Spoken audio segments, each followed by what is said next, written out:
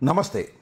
గోరంట్ల మాధవ్ హిందూపురం పార్లమెంటుకు 5 సంవత్సరాల పాటు రిప్రజెంట్ చేసిన మాజీ పార్లమెంటు సభ్యులు, పోలీస్ ఆఫీసర్గా కూడా పనిచేసినటువంటి అనుభవం ఉన్న వ్యక్తి. మొన్న సాయంత్రం గుంటూరులో పోలీసులు ఆయన అరెస్ట్ చేశారు. అరెస్ట్ చేసి నిన్న సాయంత్రం కోర్టులో ప్రొడ్యూస్ చేశారు.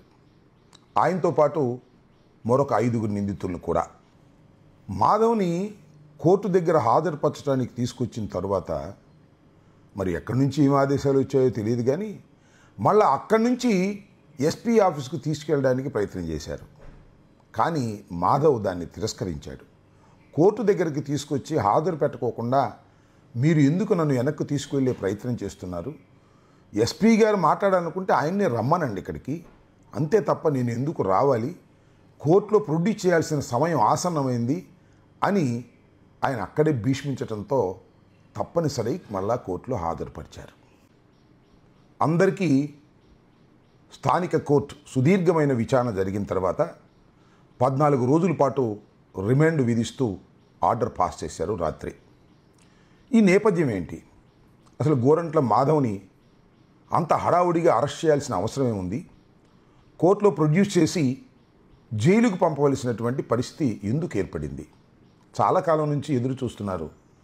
వైఎస్ఆర్ కాంగ్రెస్ పార్టీలో యాక్టివ్గా ఉండేటటువంటి నాయకుల మీద ఎక్కడ దొరికితే అక్కడ కేసులు పెట్టాలని, వారిని అణిచివేయాలని, భయపెట్టాలనేటువంటి ఒక ఫిలాసఫీని తెలుగుదేశం పార్టీ అలవర్చుకుంది.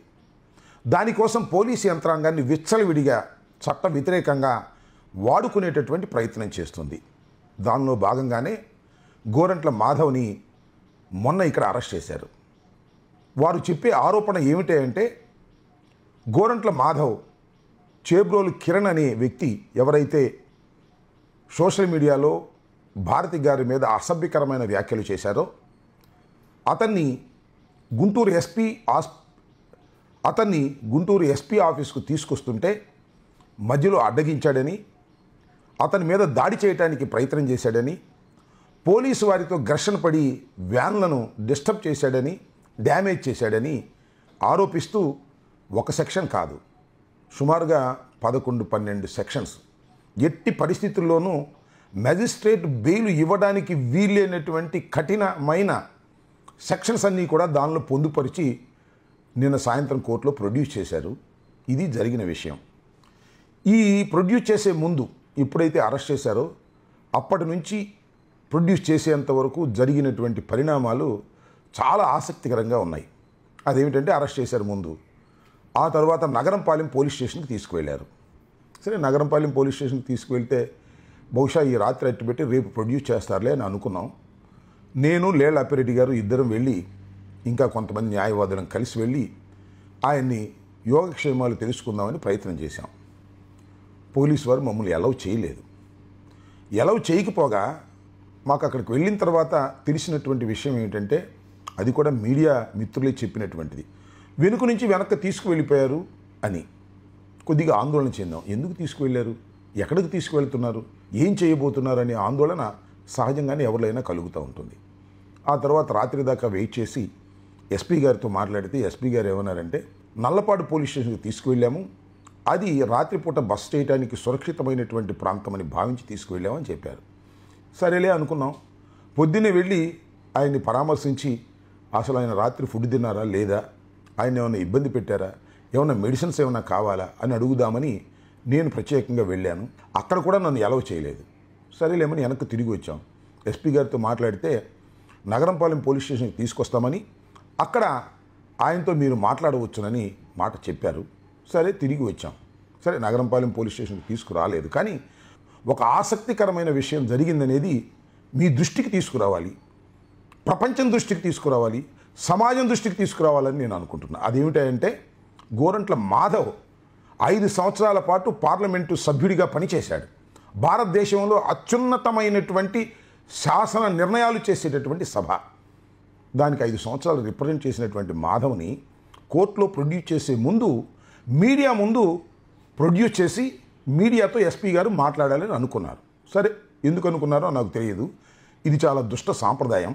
మాధవ్కి ఒక నల్ల ముసుగు వేసి తీసుకొచ్చి మీడియా ముందు ప్రదర్శించాలనేటువంటి ఒక పిచ్చి ప్రయత్నాన్ని పోలీసులు చేశారు. ఎందుకు చేశారో నాకు అర్థం కాలేదు.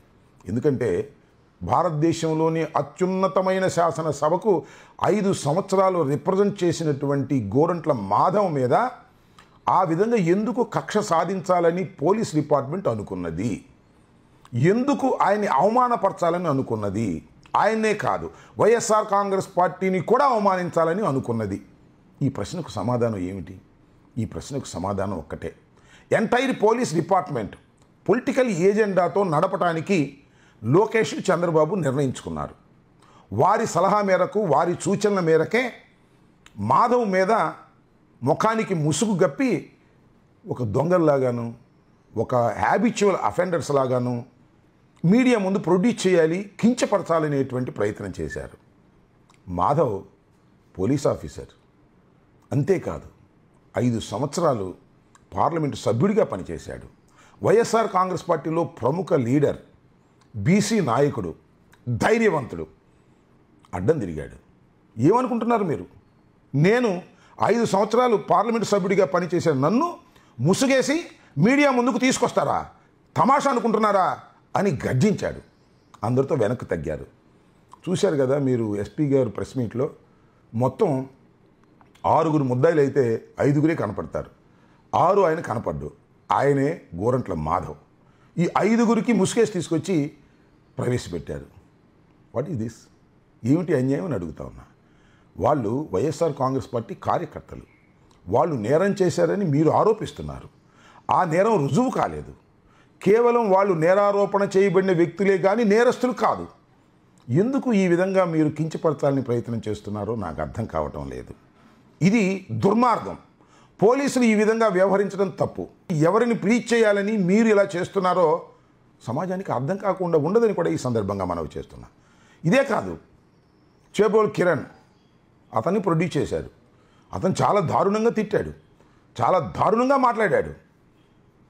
భారతమ్మ గారిని మాట్లాడాడు, జగన్మోహన్ రెడ్డి గారిని మాట్లాడాడు. వైఎస్ఆర్ కాంగ్రెస్ పార్టీ నాయకులందరినీ మాట్లాడటమే అతను వృత్తిగా పెట్టుకొని పనిచేస్తున్నాడు సంవత్సరం నుంచి. చివరికి ఇవాళ అరెస్ట్ చేశారు, కేసు పెట్టారు, అతను కూడా ముసుగేశారు. ఎందుకు వేశారో నాకు అర్థం కాల.